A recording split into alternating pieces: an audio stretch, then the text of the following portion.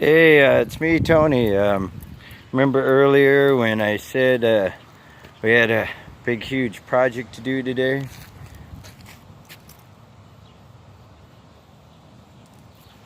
The sand pile is gone. Look at that. This thing was literally out to here. You see where all the sand's at. And it went, look at, there's the sand there. And it went all the way around here and there. And if you look in the center, it's still wet from where the sand was at. 3 wheelbarrows, 3 shovels, and running back and forth. There was 5 of us total working on this thing. And we got this done. I started the project yesterday at about 2. We stopped at around, I don't know, about 7-ish. And yeah, dragging it all this way. Oh, I can actually shut the gate now. Okay.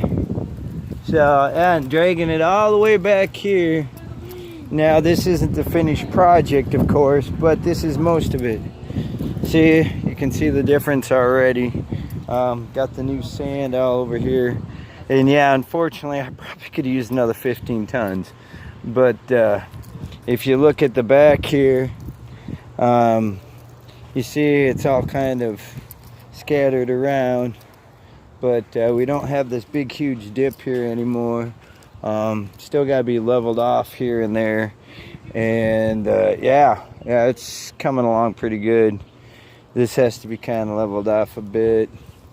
And then, of course, we got to pull it back towards here in the middle and pull it away from the edge and pull this away and kind of level it out. But yeah, it's the worst of it's done. 15 tons of sand put back here on top of, well, let me see, 15, 30, about 40 other tons of sand in this backyard. So now we're up to probably about 55, 60 tons total in the backyard. And still, I could use another 15. Now, it's been asked to me, why would you put sand in your backyard and blah, blah, blah. And I hear all this kind of BS stuff, okay. Now, number one, it's got probably one of the best safety impact ratings. Now, for some of you that aren't familiar with that, yous out there that don't know, safety impact rating means if you like fall off a slide or if you you know, you're swinging and you jump and you land in it, chances of impact are a lot less drastic or severe. So sand's probably got one of the best. And for the price, really, and the maintenance level, it's not so bad. Of course, you know, there are better ones out there, but then you look at maintenance and upkeep and stuff like that. You're talking, you know, molds, mildews breaking down over time. You know, you're talking about wood splinters. You couldn't go barefoot on you know, wood because you run a chance of getting splinters. And foam will eventually start rotting, and you end up with all kinds of mold and stuff, especially in our weather. And we get rain every once in a while where I live at, and then all of a sudden it'll freeze, so it'll tear up that foam. So literally, this is probably the best for the money. 15 tons of sand, it's not too expensive, but you know, I got a giant friggin', well, just take a look. Take a whole taste. See, I even got my fire pit, which I'll get to later. And you got the pool, you see the pool? And you see all this going on back here. Got the swings, the chairs. Okay, so it's like my own personal Hawaiian getaway, so to speak. I've been to Hawaii, I've been to Florida, I've been places like that, you know, it's like my own private beach. Okay, unfortunately city laws and statutes don't let me put up giant frickin' privacy fence and like walk around naked or nothing. But you know, it's like my own private beach. So, and minus the salt water. So, and salt water, I don't know, it's nice, but it's not nice, you know. So this is probably closest that my kids might actually get to seeing a beach and being in the sand and stuff like that. And some of the beaches that we have in our area aren't very well maintained. And it's not because people don't care about it. It's because a lot of people that go to it don't care about it. Does that make sense? Doing a video. Doing a video. But so, you know, here, what happens here is because of us. You know, we don't have to worry about tripping and stepping on a glass bottle or bottle caps, or, you know, there's a stick floating around and being horrible and rotting. And with the fence up, it kind of keeps some of the wildlife out, and, you know, let some of it in. You know, I got nothing against squirrels and rabbits and things like that, or the such, and the birds are fine. But, you know, some of the bigger animals, it does kind of keep them out. Now, if you're out there at a lake, per se, you could encounter all kinds of things you don't want to encounter. Being at a lake, it's also not very well maintained for the water. And here, as you can see, you guys might be in a video. You see the water? Most of that debris is from the tree today. It's kind of windy out.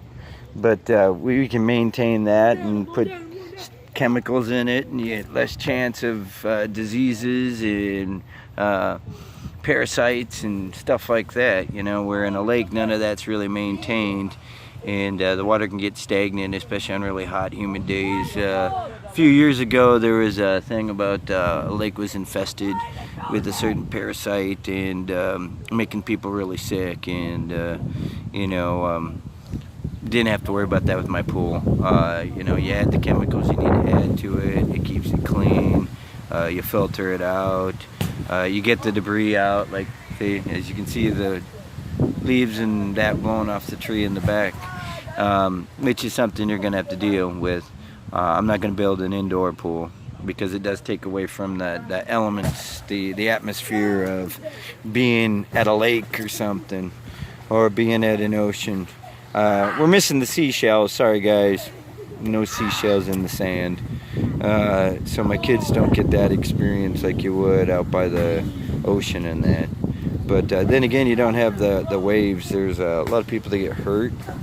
And then you have to deal with like sharks and things like that. So it's what we got back here is probably the safest, the best that you can find for the amount of money we put into it, and the kids have fun with it, and that's why we put sand down here, that, and you know, with the fire pit going too, stuff falls out of the fire pit. You know, if I were to have like even wood chips or that foam stuff put down, you're talking potential fire hazard.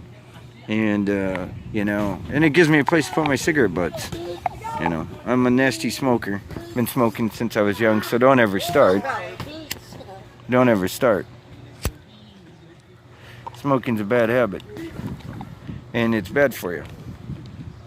But I've been smoking for years and years and years since I was little, and I'm in my 40s now. And at the time, I thought it was a really cool thing. You know, when I was a kid, everybody does it. My friends do it. It's nothing wrong. And, you know, they didn't have the warnings and stuff like that they do now. Now it's like literally everywhere on everything. And, you know, it's one of those habits that once you start, it's very hard to quit. So don't ever start. Because if you never start, you don't have to worry about quitting. But yeah, that's where I put my cigarette butts, is in the fire pit, and then burn them up. And it keeps my lake, my ocean, my river, whatever you want to call it back here, keeps it clean.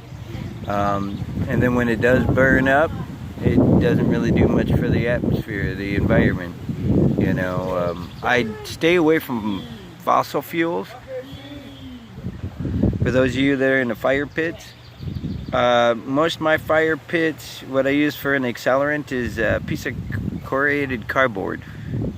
and I ripped the cardboard up into pieces, and then I literally tried to take and rip the cardboard itself like in half down the center, so that it's you know, easier to light. And then I put some smaller wood and stuff like that in there, and I try to stay away from stuff that's painted or stained or primed or anything like that, because you know, that's harmful for the environment, burning that kind of thing. But burning a wood in the cardboard's the accelerant. I use my lighter, I light it, and it might take me 1 or 2 times to try to get it to go, but once it gets going, it's clean. It's clean burning. It's not like I'm burning fossil fuels or anything like that, or I'm burning plastics and stuff like that. So it's not destroying the environment, and I'm pretty conscious of the environment, believe it or not. I'm a pretty conscious person, having to do with the environment and areas around you and stuff like that. And you know, that's why I do the things I do. You know, with the sand, there's less chance of bacteria and growth, and less chance of insects, you know, the harmful insects. Less chance of a lot of different things going with the sand. So we try to keep it environmental conscious in a way, and we try to keep it fun, exciting, and we try to keep it safe, you know, for not just the environment itself, but for everybody that comes to enjoy it. I'll have tiki lamps going, and I'll show you a video when I get all the tiki lamps going around the outside edge, and we got, you know, safety lights up on the house that are solar. So you know, that's good for the environment too. I'm utilizing stuff in the environment to you know, light stuff. You know, the only kind of fossil fuel I use is in the tiki lamps, and you know, I try to stick to the stuff that burns cleaner. They do have stuff that you can buy for tiki lamps that is supposed to be not great for the environment, but not going to completely destroy the ozone and stuff like that. So when doing anything in life, you always want to try to have a little fun with it, but you got to be careful and conscious of what's going on around you. You got to try to you know, think about others, think about your neighbors. You know, and that's kind of what we do around here, is we do what we do to have fun, be safe, and think about other people and the environment on top of it. So best bang for your buck, so to speak, all around. And that's it for the video. When we get it all leveled off and get the torches and all that lit up at night sometime, and I have a fire pit going, I might actually show you how I set up a fire pit. I don't know, but you guys can check that out, and that way you can see the process that goes into it. Yeah, I could just dump a bunch of gasoline on it and call it a day, but not very good for the environment. But that's it for now. I'll talk to you later. I'll upload this video. This will be listed as part 2 of the sand, so have fun, be safe, and always remember, try to have fun in whatever you do.